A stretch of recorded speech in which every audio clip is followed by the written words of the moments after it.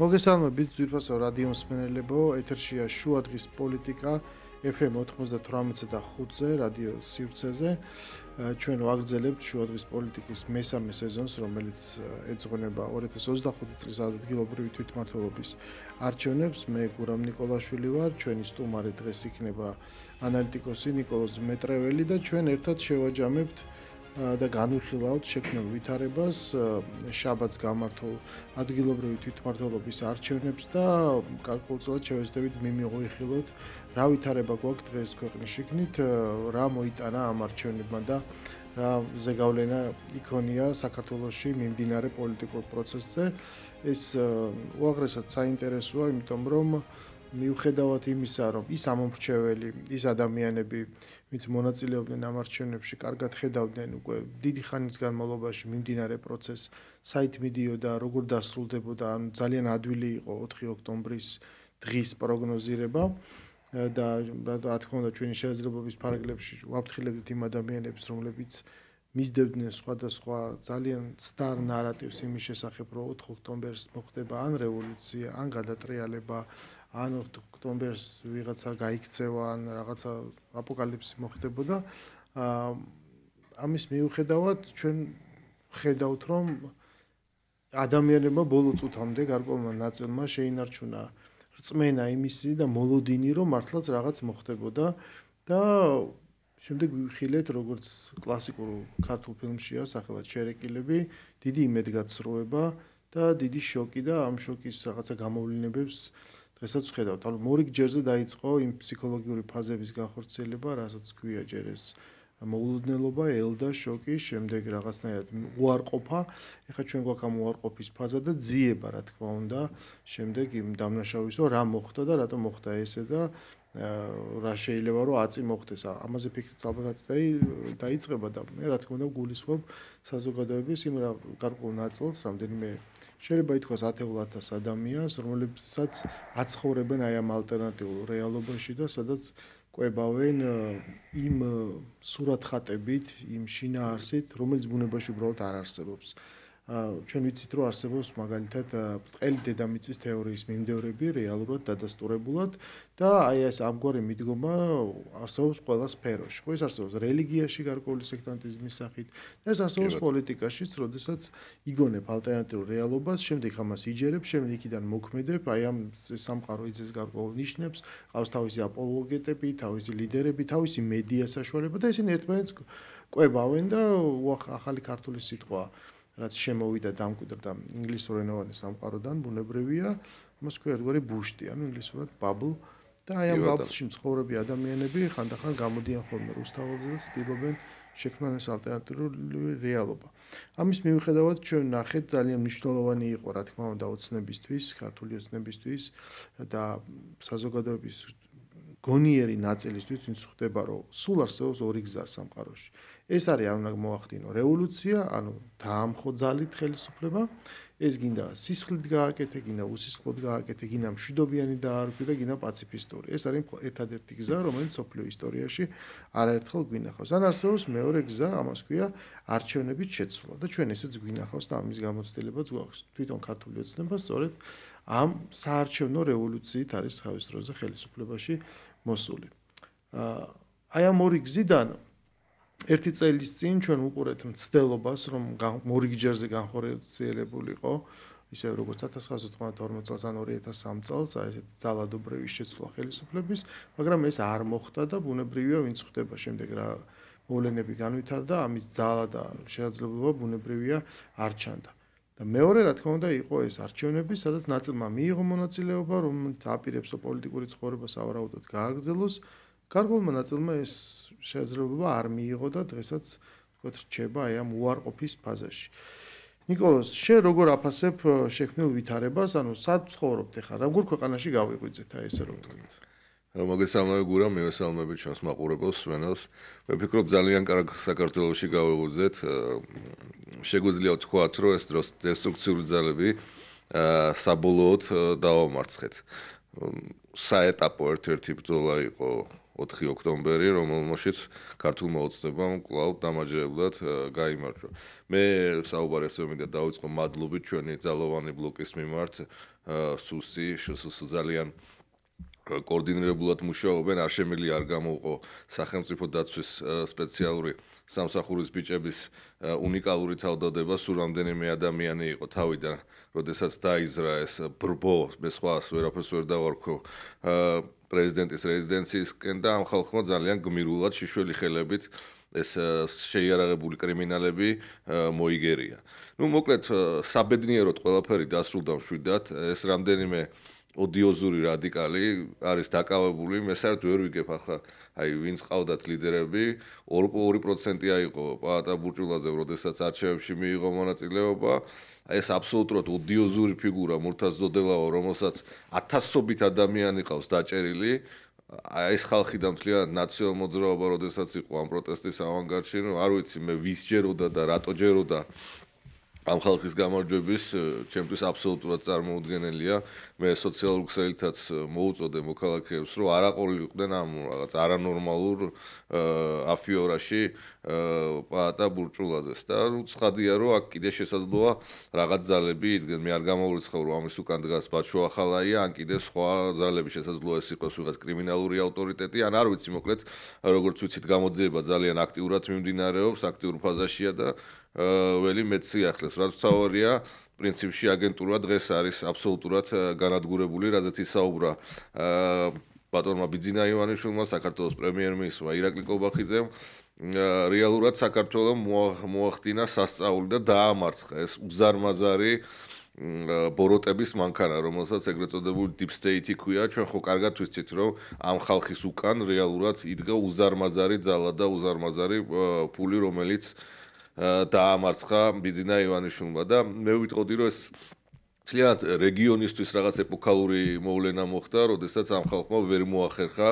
რევოლუციის გაკეთება და მე ვფიქრობ ძალიან ბევრი დასავლელი მკვლევარი სწავლობს საქართველოს უნიკალურ მაგალითზე. ჩვენ შემდეგ მივიღეთ რეალური ციფრები, სადაც გაიზომა რამდენია ქართული ოცნების მხარდაჭერა, სადაც გაიზომა რამდენი ხმა აქვთ ოპოზიციონერებს, ვინც მიიღეს არჩევნებში მონაწილეობა და რამდენი იყო ის ხმა, რომელიც დარჩა გარეთ, რომელიც შეიძლება შეუერთდა აი ამ რადიკალურ პროტესტს, ან შეიძლება საერთოდ დარჩა სახლში, იმიტომ რომ ჩათვალა, რომ ის არ იღებს მონაწილეობას არჩევნებში.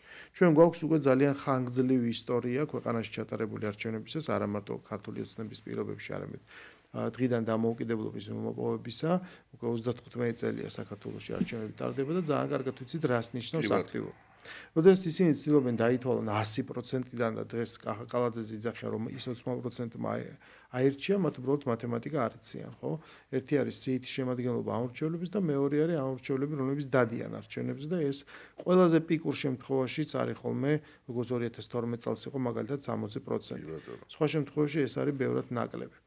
სწორედ აი ამ ეს მაჩვენებელი კახაკალაძემ 2017 წელს აიღო ბევრად ნაკლები ხმა და ის გახდა თბილისის მერი და 215,000 ხმა აქვს უფრო მეტი მიღებული კახაკალაძეს და ეს აქ ყველაფერი არ ითვლიან მხოლოდ პროცენტები. 70% ჩვენ ავიღეთ მხოლოდ იმიტომ, რომ მართლაც რა თქმა უნდა ეს ბოიკოტის რიცხვი აისახა, მაგრამ ის ხალხი, რომ დარჩა სახლში და არ მივიდა და ურნაში არ ჩააგდო ბიულეტენი, ამითი მათი დათვლა მაინც მოხდა. პროცენტებში ბუნებრივია ეს გაზრდილია, მაგრამ აბსოლუტურ რიცხვში, რასაც ქვია თითოეული ადამიანის ხმის ჯამი, ჩვენ მივიღეთ უფრო მეტი ხმა. და ბუნებრივია, რომ ყოველგვარი კითხვის ნიშნები რაღაც ტიპის ლეგიტიმაციაზე სრულიად მოხსნელია. ანუ აი ხა მე მაინტერესებს ისეთი რა მინდა კითხო, რომ აი ეს მოცემულობა, რომელსაც ჩვენ ხედავთ იდენტურ მდგომარეობას, რომ აი მოდი ვიპოვოთ ახლა ბნელ ოთახში შავი კატა, რომელიც რა თქმა უნდა იქ არ არის და არც ყოფილა არასდროს. მორიგ ჯერზე ეძებენ, ეხლა რასაც ჩვენ თვალს ვადენვით, ერთი არის რომ უნდა იპოვონ მოღალატე, თან შეერაცხონ რომ ეს სპეცოპერაცია, რაც ჩაატარეს თვითონ ეს დამხობა და რევოლუცია, ამის ცდელობა რომ თითქოს ზოგი ემიჯდება პილატესავით ხელს იბანს, რომ თითქოს არა ეს ჩვენ არაფერ შუაში არა ვართ, ვიღაცა ამას აბრალებს პროვოკაციას, ვიღაცამ თქვა რომ ეს არის რაღაც FSB-ს თუ SUS-ის რაღაცა გეგმა, ზოგი რაღაცა გერმანულ ემიგრაციაში ეძებს გამცემს, ანუ ეს ფუთფუთი არის, იმიტომ რომ რაღაც დრო არის საჭირო იმისათვის, რომ ეს მოცემულობა მიიღო. მეორეს მხრივ კი ცდილობენ რომ დააკნინონ გამარჯვება, მაგრამ აქ ერთი პლუსიც არის სხვათა შორის. ანუ ისინი აღიარებენ, რომ აი ეს 20% ხო რაღაც რიცხვს ნიშნავს, რომ ესე იგი არჩევნები ჩატარდა, არაფერს არ გაუჟონია, არაფერი არ გაყალბებულა და ქართულმა ოცნებამ ეს ხმები მიიღო. ამას ადასტურებენ და უბრალოდ ერთ-ერთი სათქმელი ის აქვს, რომ ეს არის ცოტა. ნუ ეს ცოტა ეგრევე ბათილდება იმითი, რომ ჩვენ უბრალოდ ამას აი რიცხვს ვდებ და უკვე თავისთავად გასაგებია. როგორ ხედავ შენ პროცესის განვითარებას? რა შეიძლება მოხდეს ამის შედეგად? როგორ ფიქრობ, ანუ ეს რაში შეიძლება გადაიზარდოს ეს დიდი იმედგაცრუება და ანუ აბსოლუტური ფიასკო? კი ბატონო, ძალიან კარგ თემას შევეხეთ. მე მინდა პირველ რიგში შენს მოგილოცო ძალიან მნიშვნელოვან პოზიციაზე არჩევა თბილისის საკრებულოში. მე ხშირად ვამბობ ხოლმე, რომ რაღაც აი ესეთ დროს ყველა სასაცილოდ და საბრალოდ გამოიყურება ოპოზიციური მედია, რომელიც აი ხა რაღაც, ნუ აი ესეთ საკითხებს ეჭიდება რაღაც, რომ აი კალაძემ ესე აიღო, ისე, ანუ სისულელი აბსოლუტური. მე საერთოდ ვთვლი, რომ წინა ჩვენ ეთერში ვისაუბრე, რომ ჩვენ რაღაცნაირად ყოველთვის ვცდილობთ, რომ რაღაც მეორე მხარეს შევისწავლოთ მათ ნაბიჯებზე, დავაკვირდეთ რა შეიძლება ქნა, როგორ შეიძლება ქნა, მაგრამ ამას აზრი არ აქვს. ეს არის მე არ მინდა რაღაცა შეურაცხყოფა მივაყენო, მაგრამ ეს არის აბსოლუტურად არანორმალური ხალხი, რომელსაც აი ნუ ამ პაატა ბურჟუაზიის მოქმედებაზეც აი ბოლოში მაინც ფიქრობდი, რომ ოდნავ მაინც იქნებ რაღაცა გეგმა მართლა აქვს, ან რაღაცა ჩაფიქრებული სერიოზული მართლა აქვს, მაგრამ ნუ არანორმალური ხალხია ხა ამათი შეფასება არის აბსოლუტურად წარმოუდგენელი და ნუ რაც უნდა ისიძახონ, აი რაც უნდა ისიძახონ, ამას მნიშვნელობა უკვე აღარ აქვს. გინდის თქვან და გინდა დასავლეთში მათმა პატრონებმა, ახლა მე შემთხვევით ნახე ნორვეგიის ხელისუფლების გაკეთება, რომ საქართველოში შავი დღე იყო 4 ოქტომბერი, რომ თურმე რამდენიმე ათეული შეშლილი რადიკალი აპირებდა პრეზიდენტის რეზიდენციაში შევარდნას, ეს ხალხი, ეს პოლიციამ და სამართალდამცავ ბლოკმა აკვეთა და თურმე ეს არის ძალიან საშინელი დღე, როდესაც ეს რამდენიმე არანორმალური ადამიანის დაკავება მოხდა. ხო, რაც უნდა ის ლაპარაკო რა. ევროპაში ჩვენ უბრალოდ რაღაცებს უნდა დავარქვათ თავის სახელი.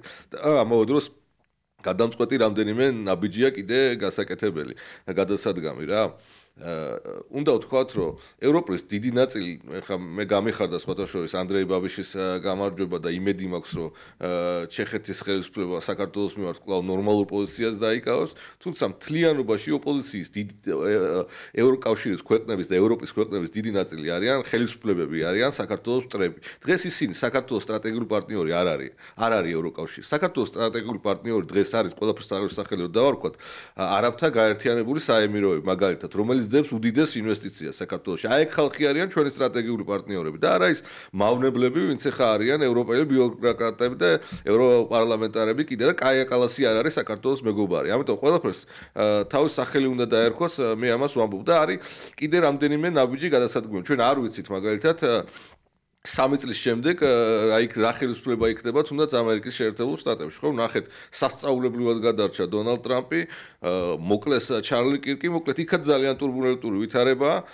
ამ ფონზე ჩვენ გვაქვს ჩვენი სამოქმედო. აქ არის დარჩენილი ძალები, ეს აგენტურის, ასე ვთქვათ, დიდარი NGO-ები, რომელსაც მე დავარქვი ბოროტების სავანე, პირდაპირ ვთქვათ, აი ეს ხალხი და აი აქ ჩვენ ეხა ამაზე უკეთესი დრო არ გვექნება. არის მომენტუმი, როდესაც უნდა ვიმოქმედოთ და ეს რადიკალური ძალები ბოლომდე უნდა დავასრულოთ. კიდე ერთხელ ამ 3 წელიწადში თუნდაც ამერიკაში ან სხვაგან რა განწყობები იქნება, არავინ არ იცის, ჩვენი საქმე უნდა გავაკეთოთ, მათ შორის რასაც ვაკეთებთ და მოგვაქვს ის უდიდესი ინვესტიციები აღმოსავლეთიდან, სწორედ ის ხალხია დღეს როგორც თქვი ჩვენი პარტნიორი და არა ევროკავშირი, ამიტომ ყველაფერს თავის სახელი უნდა დაერქვას და ამავე დროს რა თქმა უნდა ვიმოქმედოთ ჩვენ და ჩვენი გასაკეთებელი გავაკეთოთ.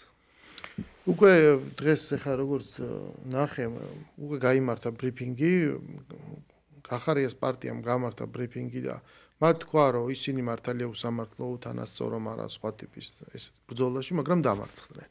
ანუ დამარცხება არის დამარცხების აღიარება, ეს არის პირველი ფაზა იმისათვის, რომ საერთოდ რამე გააგრძელო. მე ვერ ვხედავ გამოსავალს, ანუ ჩემ კითხვას დაუბრუნდები, რაც კითხებს, ვერ ვხედავ გამოსავალს, როგორ შეიძლება რეალობის უარყოფამ რაღაცა მოუტანოს ადამიანს, თუ არა აბსოლუტური, შიზოფრენიის და სიგიჟისა, ხო? ხშირად ვადარებ ხოლმე, რომ არსებობს მაგალითად თავის დროზე არსებობდა იყო სრულიად ლეგიტიმური ეს პირველად არჩეული უზენაესი საბჭო. როცა 35 წლის მერე შეინძახი, რომ ეს არსებობს და სხვა აღარაფერი, ეს უბრალოდ აცდენა არის, ხო? ანუ ჩვენ გვაქვს ყველაფრის მაგალითი და პრეცედენტი რა მომხდარა საქართველოში და არაფერი ახალი არ არის და დღევანდელი ეს გამოსვლებიც არის ამ მხრივ სრულიად კარიკატურული. მე ამადენს იმიტომ ვლაპარაკობ, რომ ჩემთვის ყველაზე საინტერესო და მნიშვნელოვანი არის ის ადამიანები, ჩვეულებრივი ადამიანები, რომელთაც აი ეს ყოველდღიურად უპასუხისმგებლო ადამიანები. როგორც აღმოჩნდა იგივე პაატა ბურჭულაძე, ახლა მურთა ზოდელავას თუ ვიღაცისთვის სიურპრიზია ეს პერსონაჟი, ნუ არ ვიცი, იგი მას არ ახსოვს უბრალოდ 15 წლის წინანდელი ისტორია ამ ქვეყანაში, ხო? მაგრამ აი ესეთი უპასუხისმგებლო ადამიანები, რომელიც აბრიყვევენ ადამიანებს. მე უამრავი ადამიანი ნახე რომ რაღაც მომენტში სადღაც შეგვეპარა ეჭვი მგონი დავიჯერეთ ანუ აი ესეთი არის სწორედ აი ეს დიდი ტყუილის თეორია რომელთაც თქვენ ეს იარეთ სადაც ეხლა ესე მოგექცნენ საერთოდ უნდა გადახედოთ ხოლმე რა ამ ადამიანებს მიმართ აი წარსული 1 წლის განმავლობაში თუ სხვა მანამდე სხვა წლების განმავლობაში რითი ცხოვრობდით რას ფიქრობდით რა პოზიცია ქონდათ ანუ ამის აღიარება არ არის ეს სირცხვილი არც იმის დანახვა არ არის სირცხვილი როცა ქვეყანაში და სოფლიოში იწყება ომი იცვლება მსოფლიო წესრიგი იცვლება დამოკიდებულება ქვეყნებს შორის როცა ლაპარაკი არის დიდ ქვეყნებს რომელთაც თავიანთი ინტერესები აქვთ როცა ლაპარაკი არის პროქსი ომებზე იმიტომ რომ მე-20 საუკუნეში მეორე მსოფლიო ომის შემდეგ ძირითადად ესეთი ომები წარმოებს იმიტომ რომ ეს არის დიდი ქვეყნების ინტერესი და რაღაც ტერიტორიაზე ხდება ნელ-ნელა მოვალეობა არის ყველა მოქალაქის რომ სანამ ცოცხალია მეტი წაიკითხოს მეტი გაიგოს და თანათარობის სამყარო შეიცვალა ეს სამყარო შეიცვალა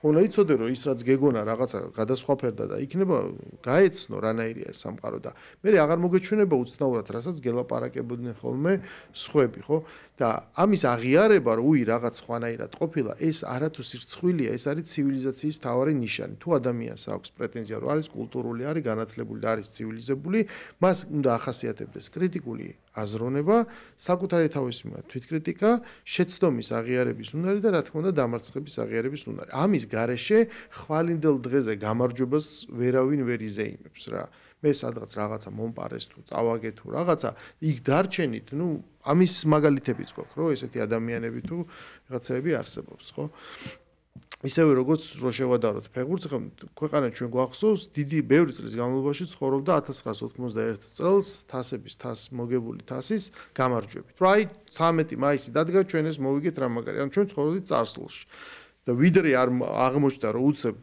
დაიწყო ქართული ფეხბურთის რენესანსი და გვაქვს გუნდი ეს უკვე გადავიდა უკანა პლანზე ხო მნიშვნელოვანია რომ ჩვენ უნდა დავბრუნდეთ აწმყოში ჩვენ უნდა დავბრუნდეთ თანამედროვე დროში და უნდა გამოვიდეთ ამ ინფანტილიზმიდან როგორც მერაბ მამარდაშვილი ამბობდა დადგა დრო რომ ჩვენ უნდა გავიზარდოთ ხო და საკუთარ თავს შევხედოთ სარგეში მე იმედი მაქვს რომ დიდი ნაწილი მე ვლაპარაკობ რიგით ადამიანებზე ვინც აი ამ პროტესტებზე დადიოდნენ ხოლმე და ვინც არის წარმოადგენდა აი ამ რადიკალურ ძალას რომლებიც შემდეგ ისარგებლეს ცადეს ყოველ შემთხვევაში სარგებლობა ამ ხალხით რომ ისინი მიხვდნენ როგორია რეალობა ქვეყანას განვითარება უნდა დაბრუნდეს კონსტიტუციურ ჩარჩოში ამას ალტერნატივა არ აქვს ჯერ მარტო იმიტომ არ აქვს რომ მათ უკვე საკმარისად დრო გავიარეთ და ნახეს რომ ეს გზა თუ კი მიზანია გამარჯვება ეს გზა ვერ მიყვას გამარჯვება შენ ვერ მოერევი ძალით დღეს აღარ არის 90-იანი წლები რომ ვიღაც კი ამოიღო აგერ ხო ნახე იმან სუსმა რაღაცი გიარაღიც იყო ვიღაცამ ჩამოიტანა ზოგმა ასაფეთქებელი გაატარა მაგრამ ნუ აი ეს ყველაფერი აღიკვეთა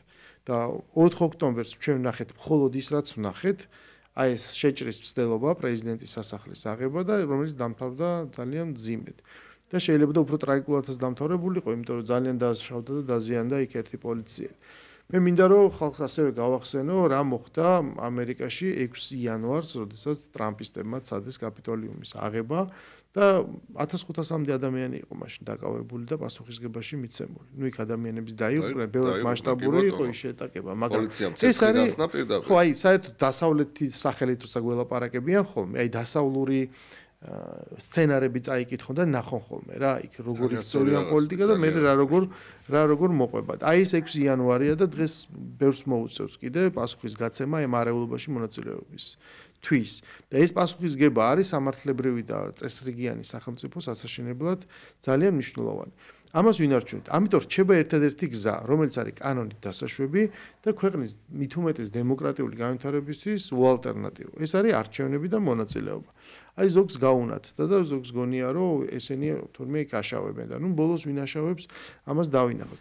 მე ასევე მახსენდება 2011 წელს ზუსტად და იმ დღეს როცა ბიზნა ივანიშვილი პოლიტიკაში შემოვიდა ეს განაცხადი გააკეთა ხო და 1 წლის თავზე იყო არჩევნები მოსალოდნელი და თქვა რომ მე შევქმნი პოლიტიკურ პარტიას და დავამარცხებ ნაციონალურ მოძრაობას პრაქტიკულად იმავე დღეს ან წინა დღეს აი ბოლო ოპოზიციური ერთობა ჯერ იყო რაღაცა 8-იანი და შემდეგ იქიდან დარჩა 6-იანი ისიც დაიშალა ანუ მაშინ მათ აღიარეს რომ მათ წააგეს და უბრალოდ დამარცხდნენ და შემდეგ უბრალოდ დაიწყო ახალი პოლიტიკური რეალობა იმიტომ რომ გამოჩნდა ბიძინა ივანიშვილი მაქს ყველაზე კარგი რაც ახლა ამათ შეუძლიათ გააკეთონ ეს არის რომ უბრალოდ უნდა დაიშალონ მათ უნდა აღიარონ დამარცხება და აი ოდიოზური ფიგურები უნდა ჩამოცილონ ისინი თუ ამბობენ რომ ისინი ზრუნავენ ხალხზე ზრუნავენ რაღაც დაპატიმრებულებზე აი იმ ბავშვებზე ვინც გაწირეს წინა ხაზში და ასე შემდეგ ყველაზე კარგი ინსტრუმენტი არის რომ ისინი თვითონ უნდა წავიდნენ მაგრამ ჩვენ ხედავთ რა თქმა უნდა ავანტიურისტ ადამიანებს რომლებიც ამას არ აპირებენ გუბასანი კიდესაც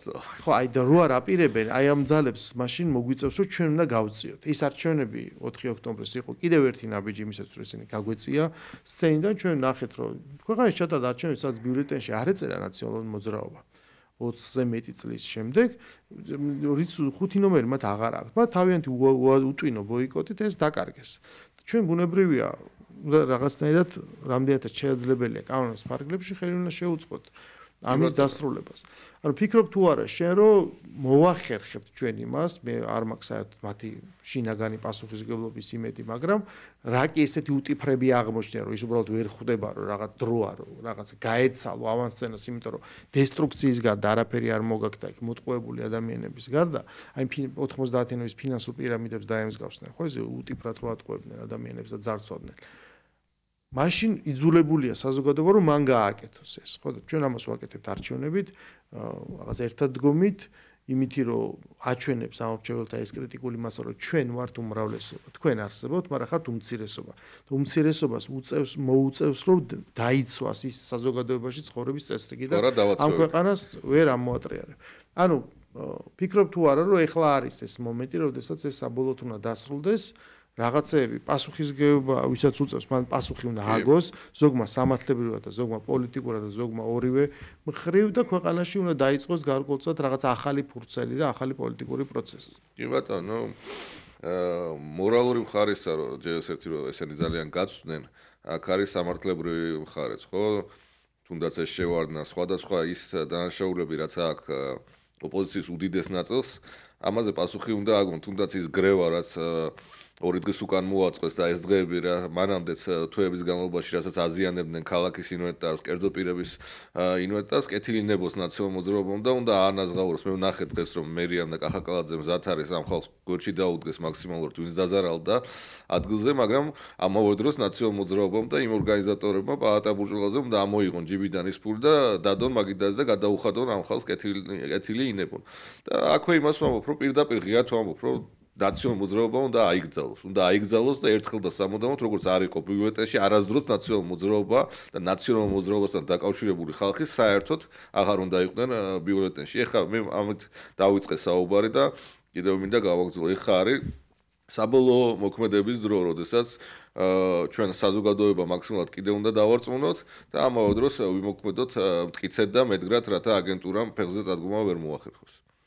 ხო, მეც მგონია რომ იმიტომ რომ ეს არ სრულდება. მე ხა კაცმა არის ის 3 წლის მერე სად რა იქნება რა ჩვენი გასაკეთებელი გვაქვს რომ არ შეიძლება რომ ეს ქვეყანა რამდენიმე ათეულმა თუ ასეულმა რადიკალმა ესე აჯანჯღაროს და იდეალური ეკონომიკურის დაგვაქვს. ეხა ხო შვიდობა გვაქვს და აი ესეთი ნაბიჯებით ამათმა ეს ზარალი მოგვაყვენონ. ხო სხვათა შორის საქართველოს პრემიერ-მინისტრმა ირაკლი კობახიძემ ამას ძალიან საინტერესო ციფრები დადო და კვლევა დადო რომ აი ამ სადღაც 2018 წლიდან საქართველოს ამათი აი ამ დესტრუქციული მოქმედებებით იზარალა დაახლოებით 5 მილიარდი დოლარი. ანუ რა ციფრებზეა საუბარი?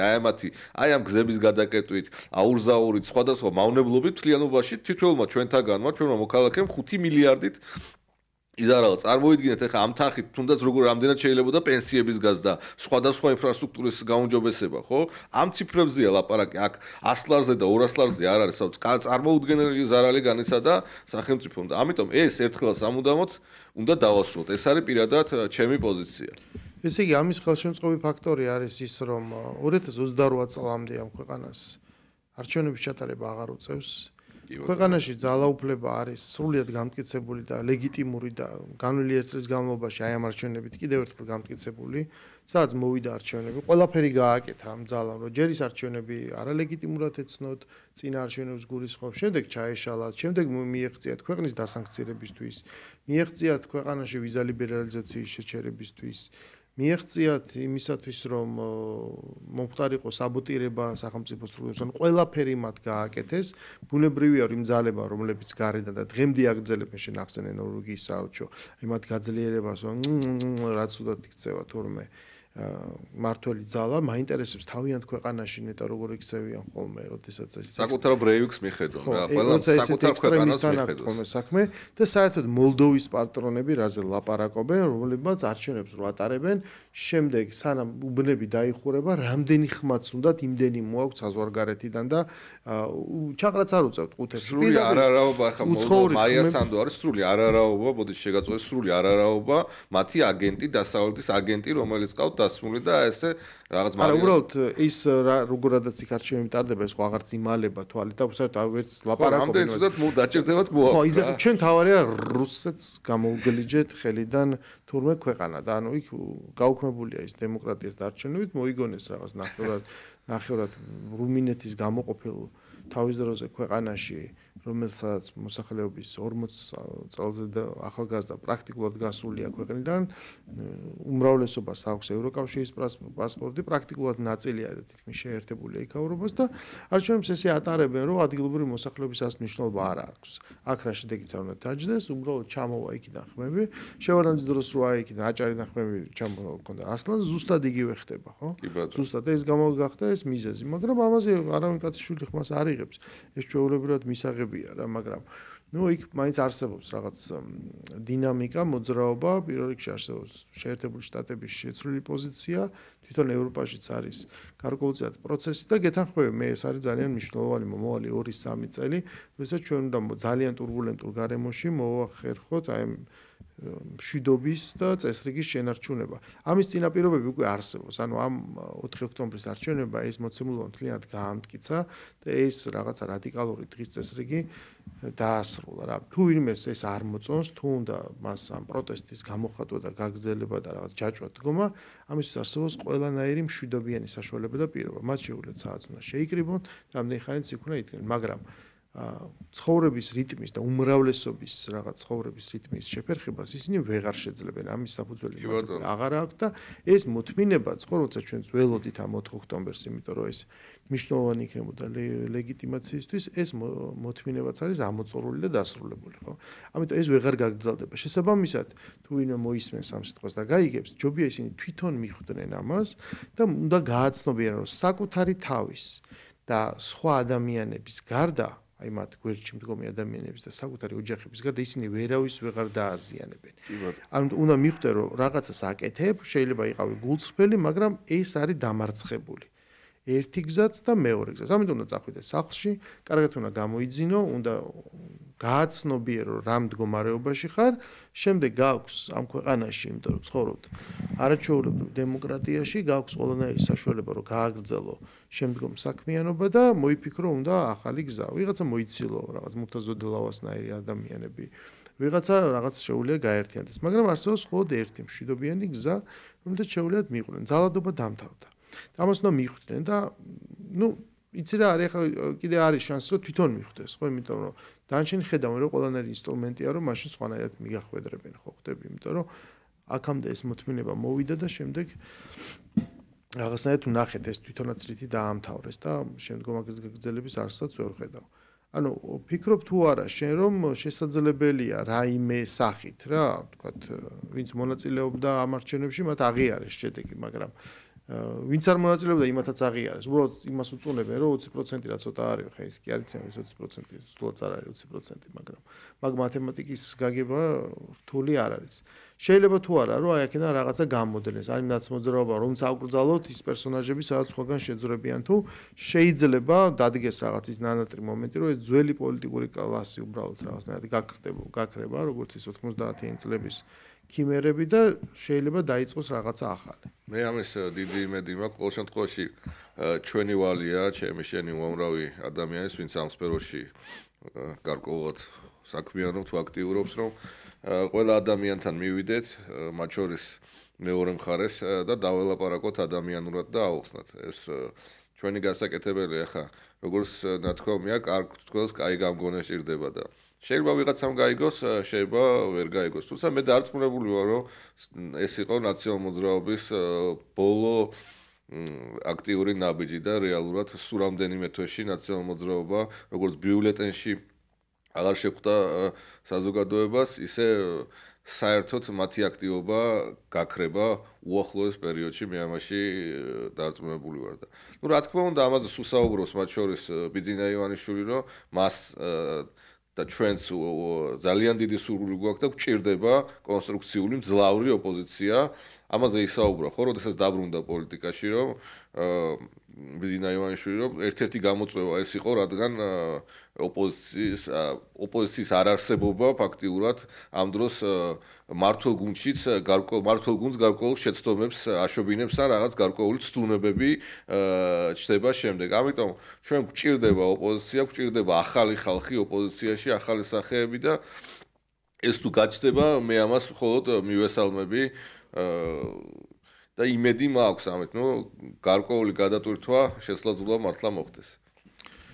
კიდევ არსებობს ესეთი რაღაც პერსონაჟი, საერთოდ ეს დაძდევს ხოლმე ქართულ პოლიტიკას, ამას ქვია ყოფილი პრეზიდენტი, რომელიც სხვათა შორის ვიღაცები ოპოზიციან რო ერთმანეთს ემიჯნებიან და ზოგს რომ მიაჩნია რომ თვითონ რაღაცნაირად აი ოპოზიციაშიც უფრო ისეთია რა, საღად მოაზროვენ და ნათელი და ვიღაცებს რო ჩარეცხოს უპირებს, მათ ყავთ ესეთი პერსონაჟი, რომელსაც ქვია სალომე ზურაბიშვილი და ის არის მათი რაღაცა ჯილა, კუმირი რაღაც ყველანაირად ყველაფერს ესე უწმენდნენ და ყავთ ვიტრინაში გამოდებული, როგორც საშუალება ამ რაღაც რო ხელისუფლება ამით უნდა შეიცვალოს თურმე და აი ეს ადამიანი დღეს გამოდის და იძახის რომ აი რეჟიმი არის ჩამოშლის სპიცკზე. ის არის უუნარო, მას არ აქვს უკვე არაფრის საშუალება და როდესაც მე ვლაპარაკობდი ახლა იმაზე რომ აი ამ ალტერნატიულ რეალობას ადამიანებს აი ესე ატყუებენ და აჯერებენ ეს ხალხი საერთოდ ვერ გრძნობს უკვე ეს გაცდა პოლიტიკის სფეროს გადადის ერთგვარ ფსიქიატრიულ განზომილებაში საერთოდ ვეღარ აღიქოს რეალობას და ძალიან რთულია ასეთ დროს აი რა უნდა რაგინა რომ გააკეთო აი რა უნდა გაუკეთო ადამიანს რომლებიცაც აი უტიფრად შეუძლია და აქ უდიდეს პასუხისმგებლობა ცხადია ენიჭება ამ მედიას თავარი დამნაშავე ბუნებრივია ყოველთვის არის მედია რომელიც კვებავს აი ამ ფანტომებს აი ამ რაღაც წარმოუდგენელ რაღაც ვითარებას. ჩემი აზრით გარკვეული ცვლილებები ამ ხრივაც არსებობს, ხო? ზოგი ვეღარ ახერხებს. იქაც არის განხეთქილება და ვეღარ ახერხებენ მაუწყებლობას და ბოლოს თავის ბუნებრივ მდგომარეობას, რა რაღაც ერთგვარ სახლის პოდკასტებს დაუბრუნდება ყველა და იქიდან იმაუწყებლობებს. შენი აზრით, ანუ ეს პასუხისმგებლობა, რომელიც ყველას თავისი დოზით ეკისრება, ფიქრობ რომ ვიღაცები ამას გააცნობიერებენ, თუ მაინც მე მეჭვი მაქვს რომ გაქცევას ექნება ადგილი. არ ვიცი ახლა სალომე ზურაბიშვილს ვინც ნორმალურად აღიქვავს იმასთან საუბარი ცოტა რთულია ეს არის აბსოლუტურად შლეგი ადამიანი რომელიც ფინანსდება მაკკეინის ინსტიტუტის თანამშრომელია ის არავით არის საქართველოს პრეზიდენტი არ არის და ეს არის აგრესიული ბოვარიზმით დაავადებული ადამიანი რომელსაც ახმის უნარი საერთოდ არ აქვს და არ ვიცი ნუ სერიოზულად ხა არ მინდა დეტალებში შევიდეთ ხა მის ჯანმრთელობის მდგომარეობაზე ვისაუბრო, მაგრამ ნუ საზოგადოება ხედავს მისი განცხადებები თუ რა მდგომარეობაშია მისი ჯანმრთელობა. ეს ერთი და ეხლა ვინც კიდე მას უჯერებს და იმედი აქვს სალომე ზურაბიშვილის, არ ვიცი მე შეუძლია შექმნას სალომე ზურაბიშვილმა პარტია და იქ გამოჩნდება რამდენ ხმასაც აიღებს და როგორი პრეზიდენტიც არის ქვეყნის ახლა და ავროპირებ სალომე ზურაბიშვილი არის საუბარს ზოგადად და საერთოდ თუნდაც დასავლეთში ეს უნდა დასრულდეს კიდე ერთი რაღაც რომ ამან ეს თქვა დასავლეთში იმან ეს თქვა რაც უნდა ის ილაპარაკონ წერონ და იკითხონ საერთოდ არ უნდა მოხდეს ჩემი აზრით მათი განცხადებების კომენტირება ახლა რა უნდა შეაფასო ვიღაცა ევროპარლამენტარი ანა ფოტიგა ან რასა იოკნევიჩი ან ვიღაც ესეთია გვარებსაც ვერ მახსოვს წესიათ ვინ არის აი მარტა კოსი და კაია კალასი კაია კალასმა მიხედავს საკუთარ მეუღლეს და მის კორუფციულ სქემებს, რომელიც და ვაჭრობას რუსეთთან რა.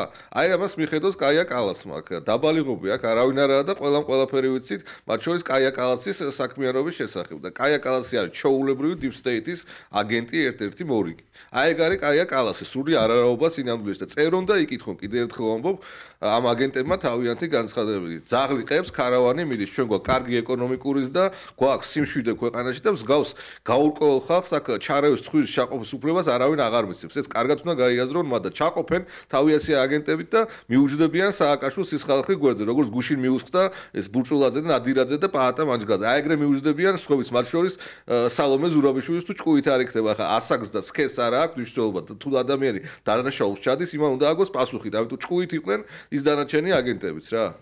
ხო, ჩემი აზრით ისევე როგორც სხვები აქაურები მიხვდნენ იმ მოცემულობას, რომ ეს არჩევნები შედგა, ჩატარდა და გამოვიდა 1.5 მილიონი ადამიანი აქ მონაწილეობა მიიღო, ამ რეალობის აღიარება მოუწევს ბუნებრივია ყველას და თანდათანობით ჩაივლის კიდე ეს ცოტა რამდენიმე დღე და ამის აღიარებამდე შორს არ არის, იმიტომ რომ სხვა ალტერნატივა მათ უბრალოდ არ გააჩნიათ. ეს იყო ჩვენი დღევანდელი ეთერი, როცა ჩვენ ვცადეთ, რომ მიმოგვეხილა შექმნილი ვითარება, ვფიქრობ, რომ ყველა აი ამ ასპექტს რაღაცნაირად გამოვეხმოვეთ და პასუხი გაგვეცა. მადლობა ნიკოლოს სტუმრობისთვის, ჩვენ ეთერში დავბრუნდებით ხუთშაბათს. მანამდე გემშვიდობებით დროებით. მადლობა.